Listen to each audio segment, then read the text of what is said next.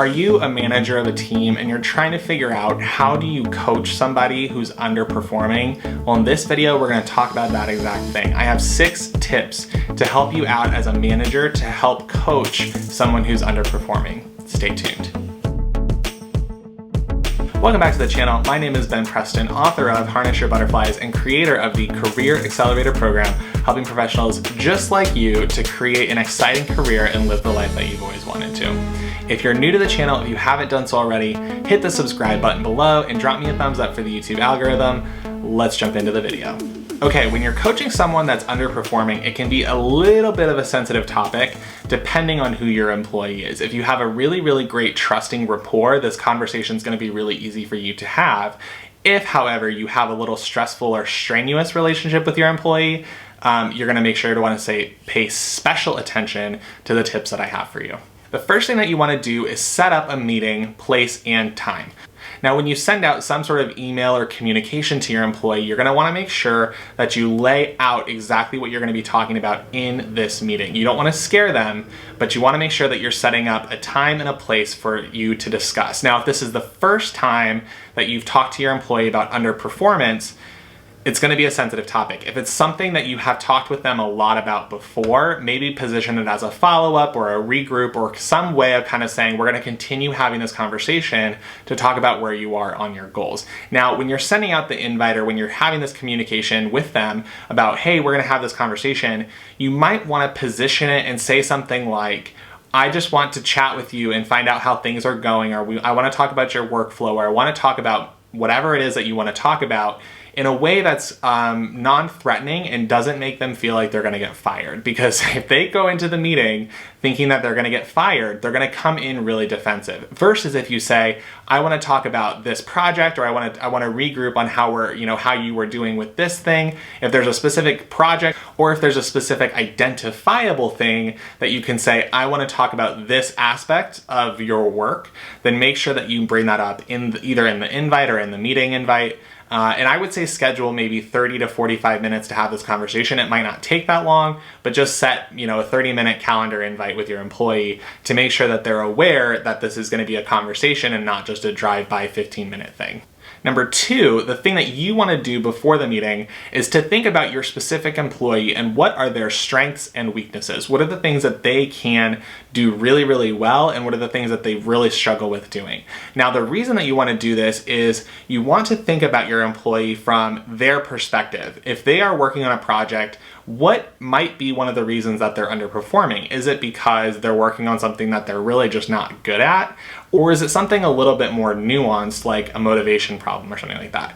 So think about their strengths and weaknesses. Are they working on things that they are naturally good at or naturally strong at? Or are you giving them things that are a little more difficult for them or just a real challenge for them if they're not very good at it? The third thing that you want to do is when you get to the meeting, or perhaps before, ask your employee what are their goals for the year and how are they going to achieve them? Now, if they give you something a little more non-tangible, you want to make sure that you kind of hammer in what are the things that you are going to be producing throughout the year, whatever that role might, or whatever that position or output looks like for them. You want to make sure that you're actually getting tangible things and saying, okay, what are you going to accomplish this year and how are you going to accomplish them? By asking that question, how are you going to accomplish it this year?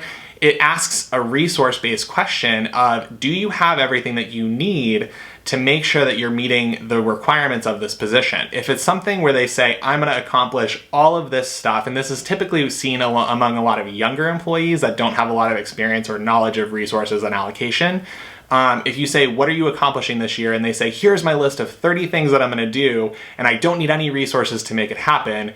I would question that and say, how are you going to be doing that? Because part of it might be you coaching them and saying, okay, here are the goals that you have, so let's cut them back to a reasonable number and then figure out the resources or teamwork or collaboration opportunities that you would need to do to make sure that you're able to accomplish your goals. So asking those 2 questions in partnership, what are you going to accomplish and how are you going to accomplish it? It helps kind of clear the air of what are the tangibles that you're going to be producing and what resources or support do you need as an employee to make sure that those get done.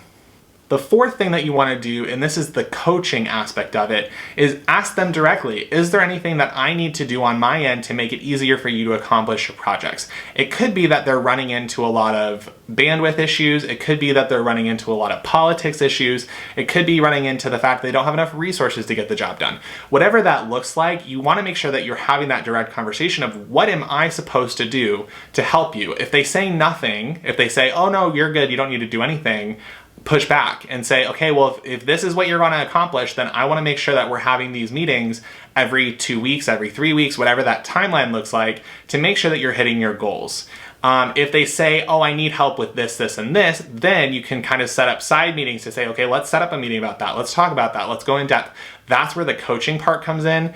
I would just say with that specific question, make sure that they don't come back and say nothing. Because if they say, oh no, I'm good, I don't need any support, then you say, okay, well, in that case, we're gonna have these follow-up meetings to talk through your progress and make sure that you're on track. So that's kind of the next step in that conversation. Number 5 is you're going to sit down and help them make a plan for how to get these things done. The hardest thing to do, especially for younger employees, is to figure out how the complexities of all these different projects tie in together and how they can kind of make it happen in the timeline that they are given. The reason that it's kind of difficult as an employee is because they don't understand the full scope of everything that they need to accomplish throughout the year, not only the work that they're telling you that they need to do, but also pop-up projects, things that happen throughout the year. So as you sit down and have this conversation, it's really important to say, here's the timeline of when these types of things are going to be done. If you need an example of what that looks like, I would just say look at examples of action plans that have dates, titles, or dates, subjects of what they're going to accomplish, timelines, how many hours it's going to take, the estimated completion dates, different resources or people that they have to collaborate with. Just look at some examples of action plans for what you need to accomplish or how to build out those project timelines with them. And the last thing that you want to do is to make sure that you set up a follow-up call before you leave the meeting, or a follow-up meeting, whatever that looks like for you.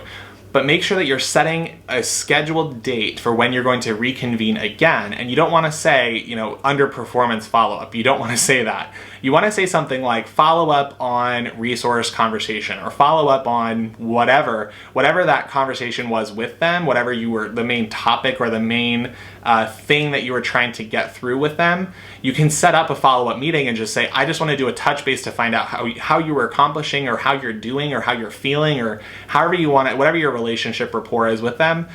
Make sure that you set up a follow-up meeting before the meeting is over to make sure that you guys are on the same page with, at this point, I want to make sure that we're covering these topics, and if we're meeting in 2 weeks, here's what I expect to see in 2 weeks, whether it's a specific output, whether it's a plan, whether it's a project estimate, budget estimate, whatever that looks like, but giving them specific action plans or next steps before your next meeting is going to be really helpful in making sure that they're hitting the goals or hitting the mark when it comes to performance, and making sure that you can communicate that with them on an ongoing basis, and keeping those lines of communication available for them so that if they run into any issues during that 2-week period, or however often you're meeting with them, that they can come talk to you and say, hey, this is going to run into my issue, this is going to run into a problem when I try to present my stuff to you in 2 weeks, so we need to talk about that. But hopefully this video is helpful. That's all that I have for you. So if there's anything else that you want to add to this video, leave it in the comments below. And don't forget to subscribe if you're looking for more professional development stuff, team management content.